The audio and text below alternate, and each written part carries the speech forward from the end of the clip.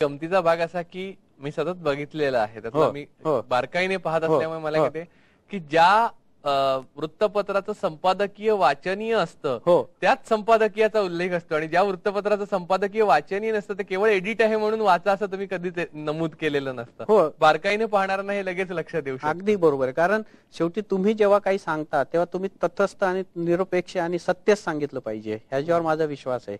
त्यामुळे माझे सगळे संपादक मित्र असले तरी त्यांना खुश करण्यासाठी म्हणून प्रत्येकाचं संपादक वाचा असं मी सांगत नाही. त्यांना त्याचा राग येत असेल नसेल येत मला माहित नाही, माझ्याशी कोणी बोलत नाही, पण एक चांगलं वाचलं पाहिजे आणि हे तुम्ही एडिट वाचलं पाहिजे हे मी नक्की सांगतो. आणि ते का सांगतो तर खरोखर त्या एडिटमध्ये काहीतरी राजकीय नेत्यांनी किंवा सगळ्या मी ज्यांना SMS पाठवतो ते सगळे समाजातले अतिशय चांगले घटक आहेत, ते वेगवेगळ्या क्षेत्रातले मान्यवर आहेत, ते अतिशय बिझी असतात आणि अशा बिझी लाईफमध्ये त्यांना एवढा वेळ मिळेल वाचायला याची खरोखर मला माहिती आहे की नसतो, पण ते हे तेवढं वाचतात असं मला माहिती आहे.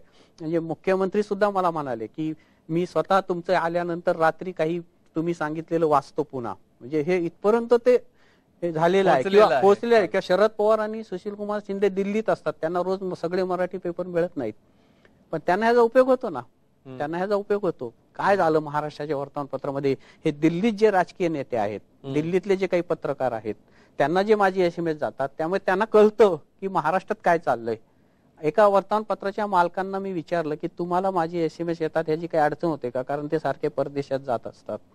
ते म्हणाले नाही, तुम्ही जे करताय ते अतिशय योग्य काम आहे. मी परदेशात असल्यावर माझा फोन हा सायलेंटवर ठेवतो रात्री आणि सकाळी उठल्यावर तुमचे सगळे SMS वाचतो, त्यांनी मी अपडेट राहतो. हे त्यांचं उद्गार आहे. म्हणजे हे इतकं आता भिंगलंय की एखाद्या दिवशी वाढदिवसाचा SMS आला नाही तर लोक मला फोन करतात की अहो वाढदिवसाचा SMS नाही आला, आणि हे नंबर मिळवून हे कला आहे. यावर आपण येणार आहोत, पण त्याच्या अगोदर ब्रेक घेऊया. नंबर मिळवणं ही कशी कला, एवढे नंबर मिळतात कसे, आणि direct mobile number, personal mobile number? नाही, दोन गोष्टी. एक तर माझे व्यक्तिगत संबंध लोकांशी खूप चांगले आहेत आणि त्या संबंध चांगले असल्यामुळे जेव्हा मला असे वाढदिवसची आम्ही एक मोठी लिस्ट बनवलेली आता, आणि त्याच्यामध्ये अनेक प्रकारचे लोक आहेत, त्या क्षेत्रात जे मान्यवर आहेत प्रत्येक क्षेत्रातले, मग पत्रकारिता असतील, कला असेल, क्रीडा असेल, राजकारण असेल, नाट्य असेल, चित्रपट असेल, हिंदी चित्रपट असेल, तर ह्यामध्ये काही मान्यवर असे आहेत की ज्यांच्याशी माझं खूप व्यक्तिगत रॅप, पण ते माझे SMS सर्व्हिसचे फॅन आहेत. त्यामुळे त्यांना असं वाटतं की अभिनंदन थोरात आपल्यासाठी एवढं करतात तर आपण मदत केली पाहिजे, आणि मग त्यांना आम्ही काही नंबर मागितले तर अतिशय सिक्रेट नंबर आम्हाला दिले जातात, आणि ते नंबर मिळवणे आमचे खरोखर यश असतं. आणि हे सगळे नंबर्स मिळायला सुरुवात झालेली आता. आणि दुसरं की वाढदिवसापुरतच आम्ही त्याचा वापर करतो, आणि वाढदिवसाचे जेव्हा त्या लोकांना SMS जातात तेव्हा खूप 99% अनुभव चांगला आलेला आहे. कोणीही असं म्हटलेलं नाही 99% लोकांनी की आमचे नंबर का दिले आणि काही नाही. ज्यांना ज्यांना ते SMS गेले किंवा मेसेज गेले त्यांना त्या लोकांनी रिटर्न कॉल करून थँक्स किंवा काही ना काही म्हटलेलं. म्हणजे असं अंगावर आलं नाही आमच्या. मला वाटत होतं की आपण एखाद्या सेलिब्रिटीचा मोबाईल नंबर दिला तर त्याला त्रास होईल वगैरे, तसं झालं नाही. आणि आमच्या ऑफिसमध्ये योगेश नावाचा एक तरुण मुलगा आहे, तो खूप हुशार आहे, आणि तोही मी नसताना हे मोबाईल नंबर अतिशय उत्तमरित्या मिळवतो. आणि आमच्या मिसेस कांचन थोरात त्यांचंही सहकार्य होतं, त्याही मला या पद्धतीचे काही नंबर. पण या सगळ्या संदर्भात हा संपूर्ण जो मोठा उद्योग आहे, डोलारा आहे, तो तसा एक खांबी तंबू राहिलेला आहे. त्याचं व्यावसायिकीकरण करावं किंवा त्याचं कॉर्पोरेट लेवलला न्यावं, आणि एक सिस्टम, एक व्यवस्था बनवा. म्हणजे तुम्ही समजा परदेशी गेलेला आहात किंवा काही दिवस तुम्ही विश्रांतीसाठी कुठच्या कॅरेबियन बेटावर गेलेला आहात, तरी हे अव्याहतपणे आणि व्यवस्थित चालू राहील अशी एक संस्थात्मक बांधणी करावी असं काही तुमच्या डोक्यात आहे का, किंवा त्याचा विस्तार करावा? आम्ही संस्थात्मक बांधणी आता केलेलीच आहे, आणि मी आता 3दा अमेरिकेत गेलो तरी आमची SMS सिस्टीम अतिशय व्यवस्थित चालू होती. उलट मी अमेरिकेतूनही काही SMS पाठवत होतो की मुख्यमंत्र्यांचा दौरा कसा चालू आहे वगैरे, म्हणजे अतिशय अपडेट ठेवत होतो मी महाराष्ट्राला. आणि हे सगळं करताना एक व्यावसायिक स्किल आणि एक सिस्टीम आम्ही बांधली. माझे ज्येष्ठ सहकारी आप्पा डिंगणकर आहेत, मी आहे, आमचा भूषित नावाचा एक तरुण मुलगा आहे जो खूप 24 तास काम करतो. असा आमचा सगळा ग्रुप आम्ही आता एकत्र आणलेला आहे, आणि हे पूर्ण सिस्टीम हे आता सिस्टीम म्हणून चालत आहे. म्हणजे मी आता इथे इंटरव्ह्यू देत आहे, तर ह्यावेळेस जर कुठे काही घटना घडली असेल तर कदाचित आमचं ऑफिस ताबडतोब कळवत असेल त्यावेळेस. म्हणजे तितकं यश आता ह्याच्यामध्ये आलेलं आहे. आणि ह्या सर्व करताना म्हणून आम्ही सर्व्हेचा उपक्रम सुरू केला. हे सगळं करताना संस्थेला आर्थिक स्थैर्य यावं, आणि हे सगळं करण्यासाठी त्याला सर्वेचा उल्लेख केला तो तर आम्ही सर्व्हे करण्यामध्ये सुरुवात केली आणि आम्ही महाराष्ट्रामध्ये मागचे लोकसभा विधानसभा जसे केले तसे नगरपालिका, जिल्हा परिषद आणि महानगरपालिकांचे सर्व्हे केले आणि त्याचेही SMS केले, त्याचे आम्ही SMS केले आणि आमचे SMS आणि आमचे सर्व्हे 90 ते 95% अचूक आले. याचं कौतुक मुख्यमंत्री विलासराव देशमुख यांनी एका जाहीर भाषणातही केलेलं आहे. म्हणजे हे सुशीलकुमार शिंदेनी त्याचं अभिनंदन केलं.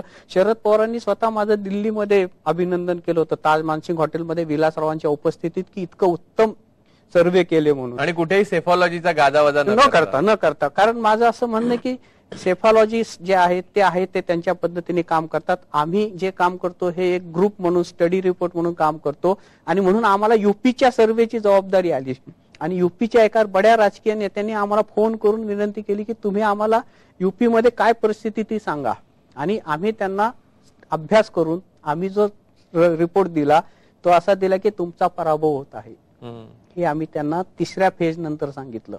आणि आम्ही जे सर्व्हे केला त्याच्याप्रमाणे 192 जागा बीएसपीला मिळतील असं आम्ही जाहीर केलं होतं. त्यांना 207 जागा मिळाल्या. तर सर्वात जवळ जाणारा सर्व्हे आमचा होता म्हणून आमचं खूप कौतुकही झालं. पण हे सगळं करत असताना महाराष्ट्राच्या जिल्हा परिषदेचा जो सर्व्हे आम्ही केला तो अतिशय अचूक ठरला. आणि ह्याला सगळा बेस आमची जी ही सिस्टीम आम्ही उभी केली महाराष्ट्रात जिल्हावार, त्यामुळे आम्हाला यश मिळालं. आणि महाराष्ट्राच्या जिल्हा परिषदेच्या निवडणुकांमध्ये काँग्रेस आयला 507 जागा मिळतील असं आम्ही जाहीर केलं होतं. त्यांना 497 जागा मिळाल्या आणि 490 जागा एनसीपीला मिळतील असा आमचा आकडा होता, तर तो 487 मिळाला. तर हे इथपर्यंत अचूक आम्ही जाऊ शकलो. मुंबई कॉर्पोरेशनच्या निवडणुकीमध्ये आम्ही सांगितलं होतं की शिवसेना बीजेपीला 89 जागा मिळतील, त्यांना 93 मिळाल्या आणि काँग्रेसला 69 मिळतील, त्यांना 73 मिळाल्या. इथपर्यंत अचूक काम आम्हाला करता आलं. पुण्याच्या बाबतीत मात्र आम्ही थोडंसं चुकलो होतो, कारण थोडंसं आम्ही घाईत होतो, आमचं गावातच लक्ष नव्हतं, सतत प्रवासात होतो.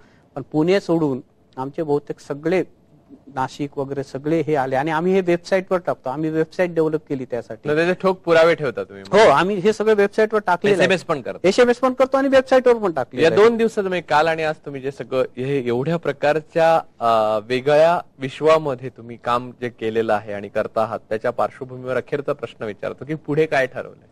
नाही, पुढे असं ठरवलेलं की महाराष्ट्राची जी राजकारणामधली नवीन पिढी आहे त्या पिढीला त्यांची इमेज मेकिंग कशी सांभाळावी, पॉलिटिकल लॉबिंग कशी करावी आणि त्यांनी त्यांचं व्यक्तिमत्व सुदृढ करून ह्या महाराष्ट्राच्या विकासासाठी त्यांनी आपली शक्ती लावावी, यासाठी माझं इथून पुढे प्रयत्न राहणार. करिअर म्हणून इतर मुलांसाठी हो, हे फील्ड मी तर सारखं जाहीर आवाहन करतो की पॉलिटिकल लॉबिंग, इमेज मेकिंग आणि सर्व्हे ह्या विषयामध्ये तरुण मुला मुलींनी पुढे येण्याची गरज आहे. ह्या क्षेत्रामध्ये कष्ट केले, ऑनेस्टी, कष्ट आणि विश्वासार्हता ह्या जर गोष्टी तुम्ही पाळल्या तर तुम्ही खूप मोठे होऊ शकता आणि तुमच्या बरोबर जे लोक असतील तेही खूप मोठे होऊ शकतील. आणि त्यासाठी यांनी पुढे आलं पाहिजे, त्यासाठी त्यांनी अभ्यास केला पाहिजे आणि त्यासाठी त्यांनी अनेक संपर्क वाढवला पाहिजे. ह्यात सर्वात महत्वाचं आहे की तुमचं नेटवर्किंग खूप जबरदस्त पाहिजे, कम्युनिकेशन स्किल पाहिजे तुमच्याकडे आणि तुम्ही सत्याच्या मार्गाने वाटचाल करताना तुम्ही तुमच्या मित्रांना सत्य सांगितलं पाहिजे. तुम्ही जर जी हुजरीगिरी करून त्यांना चुकीचं सांगितलं तर त्यांची लॉबिंग होणार नाही, त्यांची इमेज मेकिंग होणार नाही आणि ते यशस्वी होणार नाहीत. त्यामुळे हे पथ्य पाळायची मात्र प्रत्येकाने तयारी ठेवली पाहिजे, तेव्हाच ह्याच्यामध्ये यश मिळेल. आणि त्यांना आमचा चिंतन ग्रुप केव्हाही कुठल्याही प्रकारची मदत विनामूल्य करायला तयार आहे. आम्ही कोणी आमच्याकडे आलं तर त्याचं स्वागत करू आणि त्याला ट्रेन करू की तुम्ही हे काम करा.